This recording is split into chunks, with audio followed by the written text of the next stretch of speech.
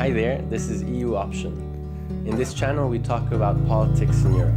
Today we're going to talk about Boris Johnson, the Eurobond, and some other random topics. Boris Johnson is the Prime Minister of the UK, and he caught the coronavirus between the 5th and the 6th of April. And I thought it was important to talk about this for a second because, first of all, Boris Johnson he's the Prime Minister of a very important country, is Prime Minister of a G7 country. And he's got some really important themes that he has to, some really important dossiers that he has to carry out and problems that he has to resolve. The first one is Brexit. So he has to negotiate a deal with the European Union. And just to put this in context, a trade deal, or in this case, it's more than a trade deal, usually takes from about 4 to 8 years, maybe 4 to 12 years. So he's got that on his plate. And then he's got the Irish question. So the only thing that really keeps peace between North Ireland and the Republic of Ireland is a series of agreements, some tacit and some written, that keep that region stable. And with Brexit, they're actually moving the border, or they haven't really decided what to do with that border there. So that's another huge problem that Boris Johnson has. And another problem, the third problem that Boris Johnson has, the third political problem that he has, is that he has to manage the country with the worst case of inequality in Europe. So the two richest cities in Europe are in the UK. One is London, obviously, and the other really interesting, or the thing that makes this an even more sour pill or a hard pill to swallow, is the fact that a couple of weeks ago, when the pandemic started hitting the United Kingdom, he had said something to the tone of, a lot of your loved ones are going to die. And he had adopted the other approach to the coronavirus. So he had thought of adopting the herd immunity approach, which is the thing that only 3 countries in the world are doing right now. The scientific community and the electorate really started to have a very big backlash from his electorate. And you have to remember that Boris Johnson has something like 50 parliamentarians. He's got a majority of 50 parliamentarians. Usually when you have a huge majority like this, you don't need to worry about the opinion of your party so much. Because even if 20 or 30 people, which is usually a group in parliament, move away and don't vote with you, you can still pass the bill. So he had this huge backlash. He's also an unorthodox prime minister, because Boris Johnson used his power in some very forceful ways. For example, he had closed parliament. He literally closed parliament because he didn't want them to interfere with his Brexit negotiations. And he lost a case in the English Supreme Court, I think. And he also has a counselor, someone that the media is portraying as an evil counselor, or a devil on his shoulder, which is Dominic Cummings, obviously. There are a lot of different things about Boris Johnson, and if you want to know more about Brexit, etc., you should go to the channel TD something news. I'll put it in the link. The European Stability Mechanism or the Coronabond. So right now there's this huge debate on the European Stability Mechanism and the Coronabond. There's the 2008-2012 divide between the pigs, or the southern countries, the Southern Alliance, mainly Italy, Spain, Portugal, Greece, etc. And then there's Holland and Germany and some other countries that have, practically that's the line that divides Europe right now. So what are the arguments on both sides, and what are they saying? Well, practically, the South is saying, look, there's a huge crisis. If Europe isn't willing to help us right now, when is Europe actually going to be important? What's Europe for? Why do we have Europe if Europe's not willing to help us right now? in our moment of need, which is the corona crisis.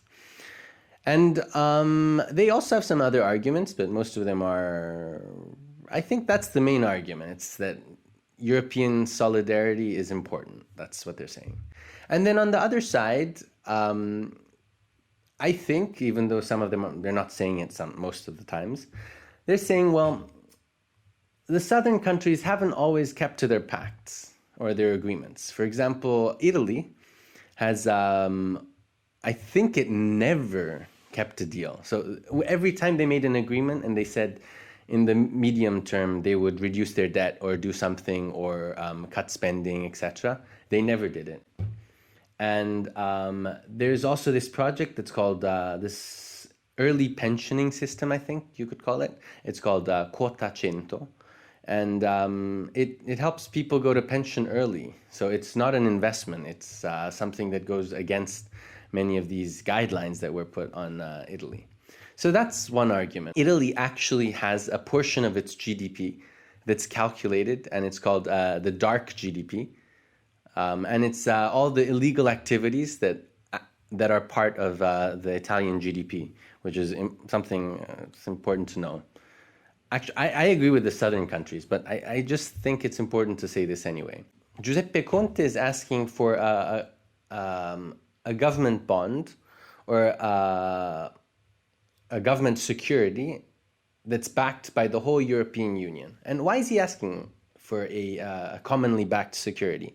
Because right now, if Italy were to borrow money by itself, the market rate is something like 4%, if I'm not mistaken. I'm not sure if it's 4%, but either way, it's something like 4% on Italy's GDP, which is, I think it's 1.6 trillion. And so 4% returns Italy would have to pay. And Italy is already indebted, is already 150% in debt. So each year, Italy is paying something like 87 billion euros of interest on their debt. It's very difficult for Italy to get more debt to pay for all the corona measures, all the new equipment, etc., that Italy needs to meet or to fight against the virus. And that's why Italy is asking for a Coronabond. The other thing that Italy is asking for is the ESM, or European Stability Mechanism loan, without conditions. Because Italy is afraid the other European countries are going to ask Italy to undergo some very heavy austerity and cut a lot of services, while the other Northern European countries are afraid that that Italy is going to use the money that they get from the Corona bonds, if they get any money, to give out services, to dish out services and try to win the next electoral cycle. That's what they're scared will happen. That's the political part. The other part is, what is the European Stability Mechanism? Well, the European Stability Mechanism is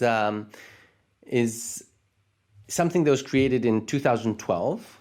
It's an institution that can lend up to 800 billion euros, I think, and it has 80 billion euros as a capital. It has 80 billion, but it can borrow up to 800 billion. And it can lend money in 6 different ways. A general consideration on this thing or this topic would be that I don't think Italy is going to get a loan without conditions. Actually, I'm sure that Italy won't get a loan without conditions, and the southern countries won't get a loan without a condition. I think that most likely what's going to happen is that Italy's going to get a loan, and the southern countries are going to get some loans, but they're going to be obliged to use them for health reasons. I think something like that's going to happen. And then this way, the southern countries will be able to say, we've got a loan without conditions, and the northern countries will be able to say they acted in a human way. Viktor Orban and how long it took last time. So Viktor Orban, the Prime Minister of Hungary, has just assumed full powers over his state. So Right now, the parliament has lost its ability to limit and dictate how long the state of emergency will last. And Viktor Orban has now assumed the power to enact law through decrees. So he just needs to make decrees. He doesn't need parliamentary approval or oversight. And Viktor Orban now has the possibility to sanction fake news. So he can put journalists in prison practically. And I think this is the big problem Europe has right now. These are the small events or the small flaps of a butterfly's wing that could start that could start really damaging Europe. The last thing to consider is that in 2008, the crisis lasted 4 years, and it took the European leaders 4 years to make the decisions. In fact, in 2012, they were able to make the ESM, the European Stability Mechanism. And this time, it took them 2 or 3 weeks to find the appropriate measures or the compromise. And we're in a recession, so Italy's economy is falling by 4%. I think France is falling by 6%, or projected to fall by 5 or 6%. They're going to have to do another stimulus package. And so I'm sure that after a month, maybe 2 months, we're going to see the same situation go on again, or at least this is what I think. I'll see you next time. I hope you enjoyed my video. Subscribe, like it. I'm sure I made a few mistakes, so if you correct me or if you write something, I will be able to improve. And thanks a lot. Thanks.